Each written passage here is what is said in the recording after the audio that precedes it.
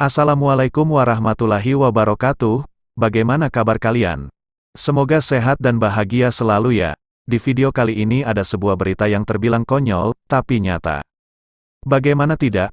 Adalah sebuah otoritas Amerika Serikat yang disebut FBI, memburu Imam Mahdi. Mereka tidak percaya dengan Al-Quran, tetapi mereka takut akan kedatangan sosok imam tersebut. Bahkan kabarnya nih, banyak warga Yahudi yang tidak percaya dengan Al-Quran, tapi mereka berlomba-lomba untuk menanam pohon zarkat. Pohon zarkat di dalam hadis disebutkan, pohonnya Yahudi. Sebab pohon zarkat itulah yang melindungi kaum Yahudi dari perperangan akhir masa, dari kejaran umat Islam, yaitu pohon pelindung Yahudi di akhir masa nanti, saat bangsa Yahudi kocar-kacir. Jadi bagaimana ceritanya ini? Dia ceritanya, selama pendudukan Amerika Serikat di Irak. Penyiksaan terhadap warga Irak di berbagai penjara seperti Abu Ghraib merupakan hal yang biasa. Taktik penyiksaan yang dipelajari oleh para penjaga dari kamp-kamp pelatihan Israel sebagaimana yang ditunjukkan oleh Robert Fish dalam Abu Ghraib Torture Trail Leads to Israel. Salah satu pertanyaan yang paling mengherankan selama interogasi adalah di mana Imam Mahdi bersembunyi, tulis Shabana Shed dalam artikelnya Veteran Todays. Shed melanjutkan, menurut berita Mohabbat News, agen berita Kristen pro-Israel, ketakutan akan imam yang bersembunyi begitu kuat sehingga mereka memberitakan bagaimana CIA dan M16 telah pergi ke Irak selama 20 tahun terakhir untuk mendapatkan informasi mengenai Imam Mahdi. Bagaimana mereka menyiksa para ulama juga warga tak berdosa dan menanyakan di mana sang imam terlihat terakhir, di kota mana, kapan dan di mana dia akan datang lagi setelah tahun berapa. Siapakah Imam Mahdi yang dicari oleh para Zionis yang menguasai Kongres Amerika Serikat dan sistem keuangan internasional dan diperintahkan untuk segera ditembak di tempat? Menjelaskan dalam perspektif kepercayaan Syiah Imamiyah, Imam Mahdi merupakan imam ke-12 kaum Syiah dan menurut hadis-hadis Islam Syiah dan berada dalam kegaiban atau disembunyikan dan akan kembali ke bumi untuk menegakkan perdamaian dan keadilan di bumi. Dia lahir pada tanggal 29 Juli tahun 869 di kota Samara di Irak dan ibunya Nargis merupakan keturunan Romawi. Kepercayaan mengenai kedatangan Imam Mahdi sebetulnya bukan hanya terdapat di kalangan Syiah tetapi juga di kalangan Sunni. Dalam hadis Abu Daud meriwayatkan dari Ali bin Abi Thalib dari Nabi Muhammad SAW, beliau berkata, sekiranya hanya tinggal sehari saja umur dunia ini pasti Allah akan menghantar seorang dari Ahlul Baitku. Ia akan memenuhi dunia ini dengan keadilan sebagaimana dunia sebelumnya dipenuhi dengan kezaliman. Hadis riwayat Abu Daud dalam kitab Al-Mahdi. Bahkan juga ada gerakan yang menyambut kedatangan Imam Mahdi di kalangan kaum muslimin dalam beberapa waktu terakhir ini menjadi kecurigaan dan kekhawatiran tersendiri bagi masyarakat barat, dan sikap ini tidak terbatas pada kecenderungan yang terdapat pada masyarakat muslim Sunni saja atau pada Syiah saja. Dalam kacamata barat, baik Sunni maupun Syiah sama-sama merupakan kelompok Islam yang menjadi ancaman bagi kelangsungan dominasi peradaban Barat. Sentimen terhadap gerakan yang menyambut kedatangan Imam Mahdi tentu saja tidak bisa didasarkan pada hadis-hadis di atas yang memang wajar saja digunakan sebagai rujukan bagi kaum Muslim, karena jelas akan tampak konyol bagi mereka jika harus mendasarkan sebuah propaganda atau kebijakan politik dengan mendasar pada hadis-hadis yang menjadi kepercayaan kaum Muslim. Pada umumnya, sentimen dan serangan tersebut dilancarkan dengan mengaitkan diskursus mengenai Imam Mahdi dalam konteks kepercayaan masyarakat Syiah, misalnya dengan mengkaitkan program pengayaan nuklir Iran sebagai upaya mempercepat kedatangan Imam Mahdi, sebagaimana dituduhkan oleh Melanie Phillips, seorang kolumnis Daily Mail yang dikenal pendukung Zionis, pada saat dia menjadi penulis tamu dalam program acara Question Time di BBC yang membahas program nuklir Iran. Melanie Phillips menyatakan bahwa pemimpin politik Iran mempercayai jika mereka memancing apokalipsi akhir mereka akan mendatangkan Mesias yaitu Imam Mahdi. Jadi mereka berusaha memancing apokalipsi.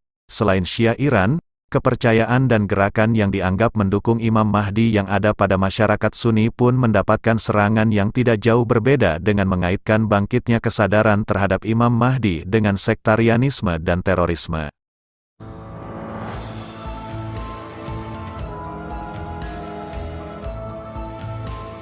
Dalam laporan Joseph Faras G2 Bulletin, dikabarkan bahwa ahli intelijen militer Amerika Serikat mempelajari sebuah video yang menunjukkan Osama bin Laden berdiri di depan papan bertuliskan menunggu Imam Mahdi.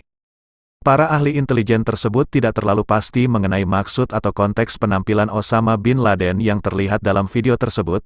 Apakah dia menganggap dirinya sebagai Imam Mahdi atau dia sedang menunggu sosok lain yang akan memimpin? Selepas dari kedua kemungkinan ini, penambahan dimensi nubuat Islami pada teror global dapat mempersulit pada perencanaan di Barat. Dan ternyata di balik isu memburu Imam Mahdi, ada berita yang nyeleweng. Bagaimana tidak? Rupa-rupanya isu memburu Imam Mahdi yaitu untuk mendiskriminasi orang Islam yang berbasis di Amerika tersebut. Salah satunya, orang Islam di sana dicurigai sebagai teroris, dipersulit saat akan berpergian, diperiksa dengan rasisme oleh anggota FBI, ditekan saat apapun kegiatan. Dan banyak hal-hal lainnya, sangat rasis bukan? Alih-alih isu tersebut, rupanya tujuan lain. Imam Mahdi muncul menjelang kiamat, identitas, ciri-ciri, dan tanda kemunculan. Nama Imam Mahdi sudah cukup banyak didengar oleh kaum muslim. Namanya pun banyak disebut dalam hadits Rasulullah. Kemunculan Imam Mahdi juga diyakini sebagai salah satu tanda-tanda kiamat. Sosok Imam Mahdi diriwayatkan dalam beberapa hadits yang mengandung penegasan dari Rasulullah, bahwa kemunculan Imam Mahdi benar-benar diyakini dan tidak disangsikan sama sekali. Kekuasaan Imam Mahdi berlangsung selama 7-8 tahun. Hadis tentang Imam Mahdi, diriwayatkan oleh Abdullah bin Harits bin Jazi Az-Zubaidi. Rasulullah bersabda, orang-orang muncul dari timur dan mengikuti Al-Mahdi, yakni kekuasaannya. Di zaman Al-Mahdi banyak turun hujan, bumi pun mengeluarkan kekayaannya, tumbuh-tumbuhan subur, harta berlimpah ruah dan hewan ternak sangat banyak. Hadis riwayat Ibnu Majah. Dalam hadits lain, yang diriwayatkan oleh Abu Said Al-Khudri, Rasulullah Shallallahu Alaihi Wasallam bersabda, bumi benar-benar akan dipenuhi oleh kesewenang-wenangan dan kezaliman. Apabila bumi telah dipenuhi oleh kesewenang-wenangan dan kezaliman, maka Allah mengirim seorang pria yang berasal dari keturunanku, yang namanya sama dengan namaku, lantas dia memenuhi bumi dengan keadilan, sebagaimana bumi dipenuhi oleh kesewenang-wenangan dan kezaliman.